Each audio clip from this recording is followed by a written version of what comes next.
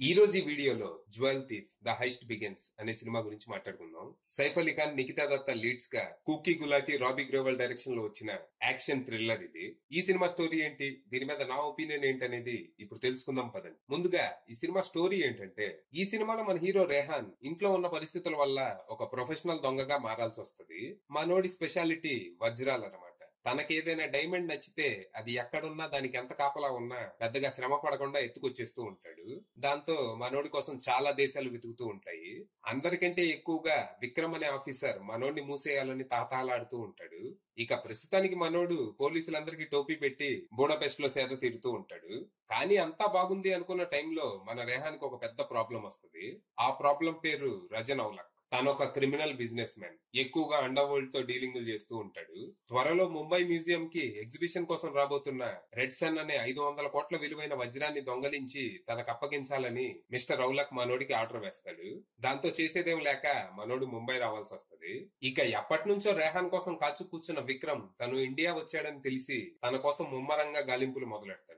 మరి ఈ పరిస్థితుల్లో మనోడు ఆ డైమండ్ ని ఎలా దొంగలించాడు, అసలు ఈ పని చేయటానికి తను ఎందుకు ఒప్పుకోవాల్సి వచ్చింది, కారణం ఏంటి, ఇంతకీ ఈ రజనౌలక్ ఎవరు, తను చేసే బిజినెస్ లేంటి, చివరికి ఈ ప్రాబ్లమ్స్ నుంచి రెహాన్ సేఫ్ గా బయటపడ్డా లేదా అనేది మీరు సినిమా చూసి తెలుసుకోవాలి. ఇక ఈ సినిమా నాకు పెద్దగా నచ్చలేదు.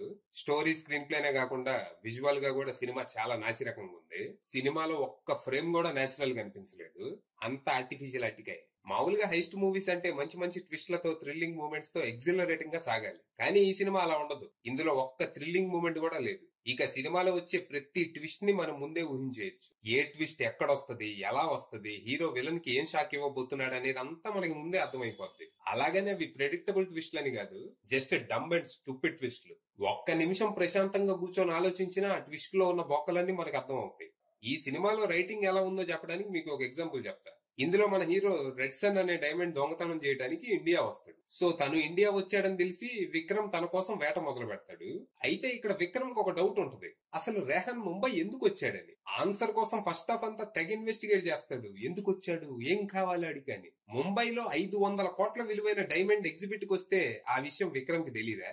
సరే, తన దగ్గర ఇన్ఫర్మేషన్ లేదనుకుందాం. ఓ వజ్రాల దొంగ ఇండియా వస్తున్నాడంటే బేసిక్ నాలెడ్జ్ ఉన్నోడు ఎవడైనా ఏం చేస్తాడు? ముందుగా సిటీలోకి ఏదైనా కాస్ట్లీ డైమండ్ ఎగ్జిబిట్ కి వచ్చిందా అని ఎంక్వైరీ చేస్తాడు. జస్ట్ గూగుల్లో డైమండ్ ఇన్ ఇండియా అని కొట్టంగానే వచ్చేసింది కదరా. ఇదేదో పెద్ద షాకింగ్ రివీల్ అన్నట్టు వాడుకున్నారు దీన్ని. జస్ట్ రైటింగ్ వరకే కాదు, ఇందులో పర్ఫార్మెన్స్ కూడా అంతంత మాత్రమే. సైఫ్ అలీ ఖాన్ తో సహా అందరూ తమ తమ క్యారెక్టర్స్ లో స్లీప్ వాకింగ్ చేశారు. మొత్తంగా 1-2 పంచ్ డైలాగులు, అక్కడక్కడ బ్యాక్గ్రౌండ్ స్కోర్ బాగుంటాం ప్లస్ పాయింట్స్ కాగా, story, screen play, direction, cinematography, performances, production values ఇలా మిగిలినవన్నీ నాసిరకంగా ఉండటం మైనస్లుగా మారాయి. ఫైనల్ గా చెప్పేది ఏంటంటే, ఈ సినిమా నాకు నచ్చలేదని మీకు నచ్చకూడదని ఏమీ లేదు. All movies are subjective. ప్రస్తుతానికి ఈ సినిమా నెట్ఫ్లిక్స్ లో స్ట్రీమ్ అవుతుంది. తెలుగు వర్షన్ కూడా అవైలబుల్ ఉంది. చూడాలనుకునే వాళ్ళు చూడొచ్చు.